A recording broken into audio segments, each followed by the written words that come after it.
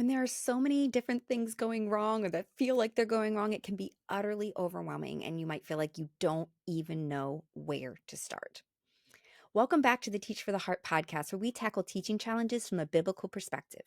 Why are we here? Because we don't believe our spiritual walk and teaching profession should exist in two separate domains. Rather, the hope we have in Christ should change how we approach everything, not just at home, but at school as well. So join us as we explore both the spiritual and practical sides of key teaching challenges, integrating them together so we can succeed at teaching, glorify God, and make a lasting difference in our students' hearts and lives. This episode is brought to you in partnership with the Herzog Foundation. Today, I want to talk to you about this dilemma that can happen when we're feeling frustrated as a teacher and kind of what are some next steps to get us unstuck. So, what can happen sometimes is that it feels like there are so many different things that are going wrong. So it might be like, the kids are being, there's so many disruptions in the classroom and the kids are so apathetic and my admin's not supporting me and I'm so overwhelmed by so much to do. And, this parent's upset. And there's so many different things that we can get utterly overwhelmed and not know where on earth to start. It can leave us feeling really hopeless in some cases, like there's just no way anything could get better, that things are so crazy. It can also leave us feeling helpless because we're like, I don't know what to do. There's so much going on. It's so overwhelming. I feel like I don't even know where to start. So that's what we want to talk about today is if you are feeling like that, like, oh my goodness, there's just so much going on.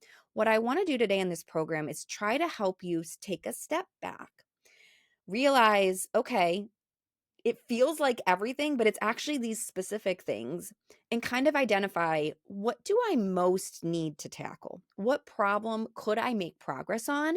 And that would help.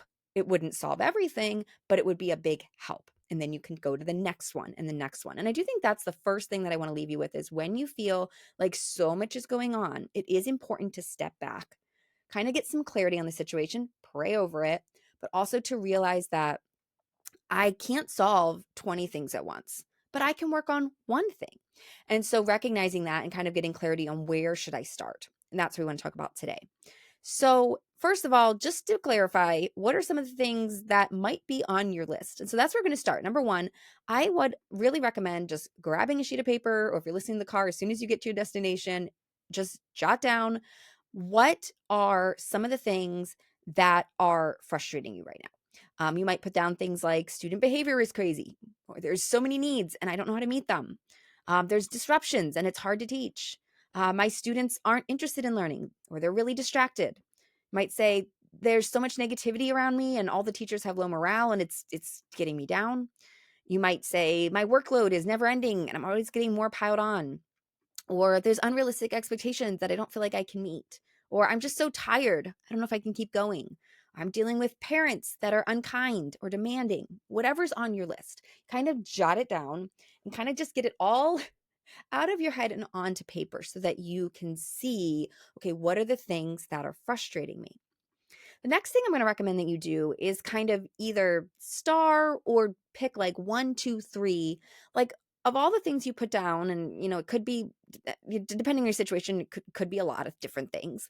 Which of these are the most frustrating, right? Some of them are just annoyances or things that bother you on occasion, but some are like constant, or they're the biggest, like they're causing the biggest problems. So kind of ask yourself, okay, if this weren't the case, how much better would I feel about it? It's like, which ones are the really biggest frustrations, and kind of identify that. I wouldn't pick more than three at this point. So just like top one, two, or three is what you're looking at here. Okay. Then here's a key question to consider for your top frustration, or if you listed two or three, identifying, are these in or out of my control? In other words, are these areas where if I had more skill or more expertise, that might make a big difference and it might really help? Or are these things that like I have no control over and I can't really fix this situation? Okay, so first of all, let me give some examples. So first of all, classroom management. If you say, okay, my students are really disruptive and I don't know what to do when they're disruptive. Did you notice that phrase, I don't know what to do? Well, that recognizes, okay, well, if I did know what to do and I could handle this differently, this might be better. Okay, so if there's something where you're like, I don't know what to do, I don't know how to handle this, right?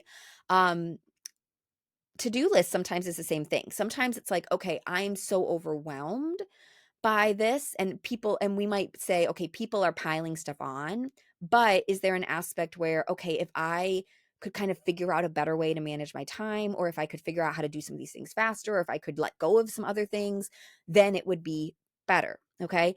And I think sometimes this is tricky, because I think we sometimes we think things are in our control that actually aren't. And sometimes we want to assume that we can't do anything about things that we actually can.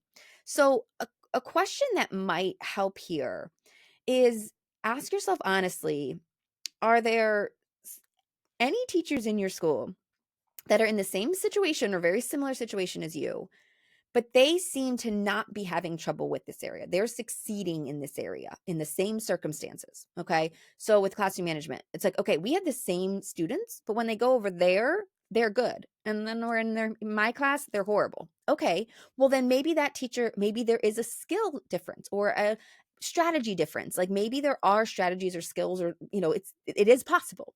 Same thing with workload. If you notice, well, some teachers, they aren't so overwhelmed by this workload and they're still doing a good job. How come they can do it and I can't? Then that kind of shows you, hey, there might be a way to do this. It is possible. So don't be discouraged by that. Don't be discouraged by the fact that, it's working for them and not for me. That should be a hopeful thing in recognizing, okay, this is possible. I might have a lack of experience, or I might have some strategies that I'm not aware of, or I might need to grow my skills in this area. Hopefully that makes sense. Let me give you some examples, though, of things that are outside your control.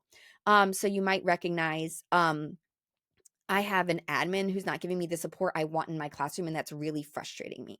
Well, what the admin does is outside of your control. So if you're frustrated by something someone else is doing, that's outside your control.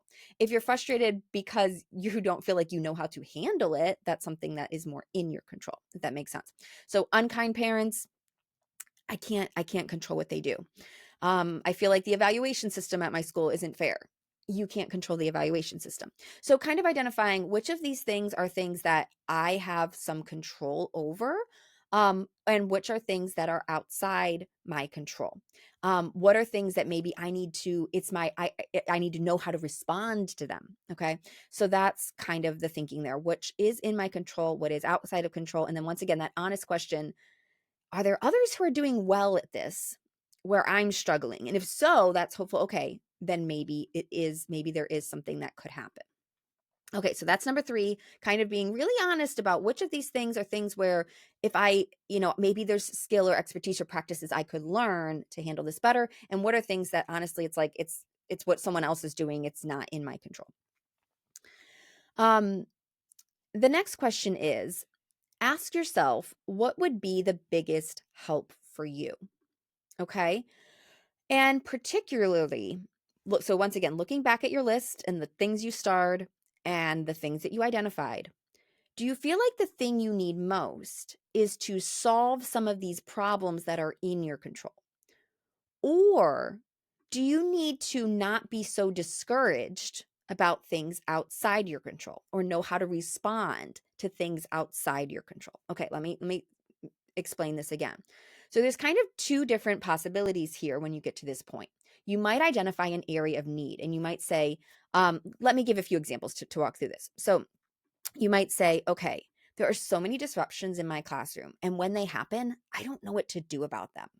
I don't know how to respond to them. So you might say, man, if I knew how to respond to these disruptions and I could get the level of chaos down in my classroom, I would feel so much better. I would solve so many things. Like that would make the biggest difference. Okay. So you would recognize, okay, what I really need is to learn how to handle all these disruptions and how to get them under control. Okay.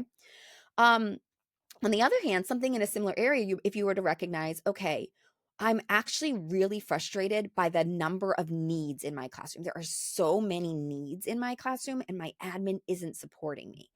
And you might say, I'm actually doing, I think, a pretty good job handling all of these. I don't really think I could do it much better, but I'm just really frustrated by it. You might actually recognize, okay, what I actually need help with is not what to do in the classroom, because I think I'm actually doing about as good as possible, but I need help dealing with the mental load of this. I need help not getting so down and discouraged and frustrated by the circumstances that I'm in, because these circumstances are outside of my control. I can't control who's in my class or how much the admin supports me. And I think I'm actually pretty skilled in what I'm currently doing.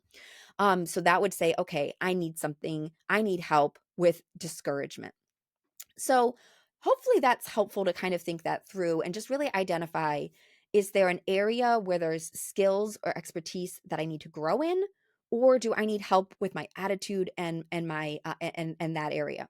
And so that's going to send you in different directions to look for help, okay? And then that's my next encouragement, is to sometimes I think we are too quick to assume it's unfixable. There's nothing that can be done. And I would say, first of all, we have a great God who loves to work and to help us in our circumstances. So if you're not regularly praying about whatever these main problems are, start by praying about them, especially the one you identify as, like, if this one thing, would be really helpful if I could either fix this or figure out how to handle this, in my heart. Start praying about that, asking God to lead you to the help you need or to change your heart. So pray about it. That in and of itself is going to make a difference, because God loves to work in our hearts. He loves to guide us to what he has, and that peace can come right away when we start praying about it. So pray and ask God for help, and then seek out solutions. Find someone. Is there a teacher at your school or a mentor that you can go to and say, hey, this is what I'm struggling with. What do you think I should do? The internet, there's so many resources out there. And then, you can start searching and Googling and just asking friends and colleagues. And we also have a lot of things here at Teach for the Heart that are specifically designed to help with some of these specific situations. So I don't want to leave you without telling you about some of the specific things we do have here at Teach for the Heart. Okay, so let me share with you real quick 3 specific things that might be exactly what you're looking for. Okay, so first of all is a brand new program that we just put together called Hope Renewed. And the goal of Hope Renewed is to help you stop feeling defeated and face each day with hope. So this is absolutely perfect if you've identified, the things I'm frustrated about are largely outside my control. It's not my circumstances that I wish my circumstances would change, but I don't have the power to change them. And so what I really need is help with my attitude, with my outlook, with being able to actually, kind of bear up under all these pressures that are around me. Then that is exactly what Hope Renewed is for. And so you can find out about it at teachfortheheart.com/hope renewed.